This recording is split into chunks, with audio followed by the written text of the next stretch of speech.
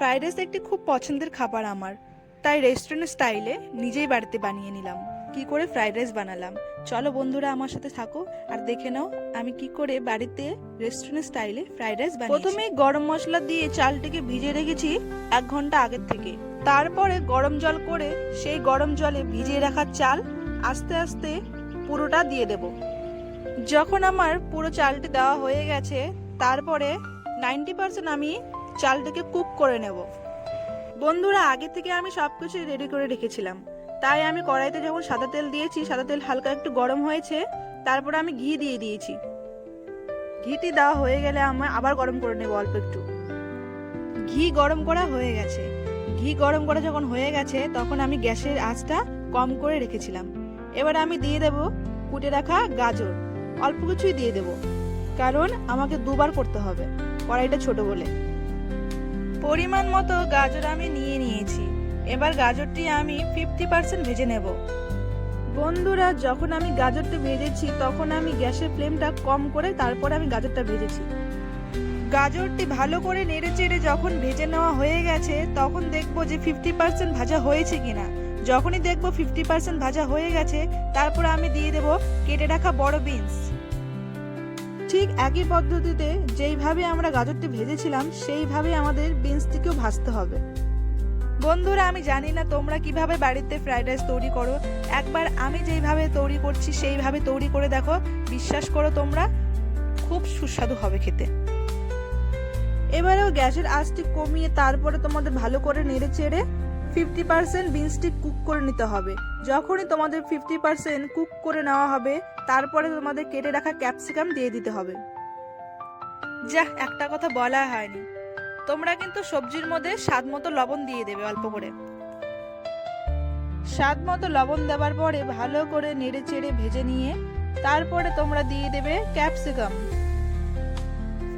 Capsicum এই কারণে পরে দিতে বলেছি কারণ ক্যাপসিকাম খুব নরম হয়, বেশি ভাজতে হয় না, অল্প ভাজলেই হয়ে যায়। চলো এবারে তাহলে ক্যাপসিকামও দিয়ে দিলাম। যতটা পরিমাণে দরকার ছিল আমার ততটা পরিমাণে ক্যাপসিকাম নিয়ে সেম একই পদ্ধতিতে গ্যাসের আঁচটি কম করে তারপরে আমি ক্যাপসিকামগুলোকে ভেজে নেব। সবজিগুলো ভালো করে নেড়ে চেড়ে ভেজে নেবার পর এবার আমি দিয়ে দেব কাজু কিশমিশ। কিশমিশগুলো আমি আগেই দিয়ে দিয়েছিলাম, কিশমিশগুলোর ভিডিওটা করা হয়নি। এবার আমি কাজু নিয়েছি, কাজু দিয়ে দিয়েছি কড়াইতে। সবজিগুলি আর কাজু কিশমিশ যখন সবকিছু নিয়ে আমি একসাথে ভেজে নিয়েছি তারপর আমি দিয়ে দেব গোলমরিচের গুঁড়ো। দেখো বন্ধুরা গোলমরিচের গুঁড়োটা যেন পরিমাণ মতো হয়, বেশি হয়ে গেলে কিন্তু তখন ঝাল লাগবে।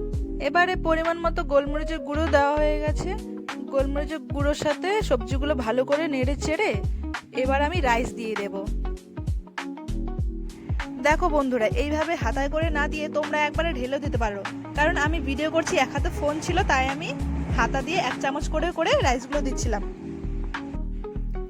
আমি একদম অল্প করে কড়াইতে রাইস নিয়ে সবজির সাথে মিলিয়ে তারপরে ভেজে নিয়েছি। ভেজে নেবার পর আমি আরো কিছু রাইস কড়াই ভর্তি করে অ্যাড করেছি। তারপরে আমি পুরো রাইসটাকে যখন আবার নাড়াচাড়া করে ভেজে নিয়েছি তারপরে দিয়ে দিয়েছি গুঁড়ো চিনি। চিনিটাকে মিক্সিতে গুঁড়ো করে নিয়ে তারপরে আমি রাইসে দিয়েছি। এতে কি হয়, রসটা কম হয়। রস বলতে ভাতে যে একটা চ্যাপচ্যাপ চ্যাপচ্যাপ ভাব থাকে সেটি না, মানে ঝরঝরে ফ্রাইড রাইস হয়, তার জন্য আমি চিনিটি গুঁড়ো করে তারপরে দিয়েছি।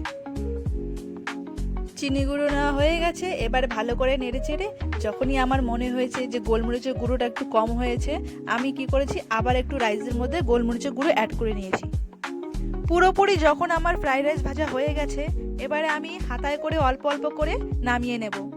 এরপরে যখন আমার পুরোটা ভাজা হয়ে গেছে নামিয়ে নেবার পরে আমি সেম পদ্ধতিতে বাকি যে রাইস ছিল সেগুলো আমি ভেজে নিয়েছি।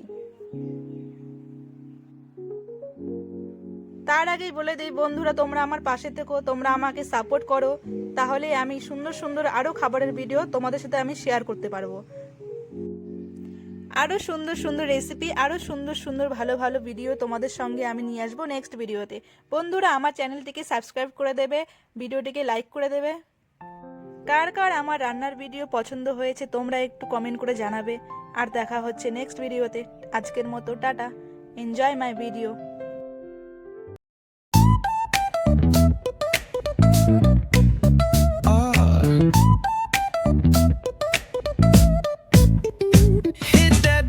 flying nice and slow.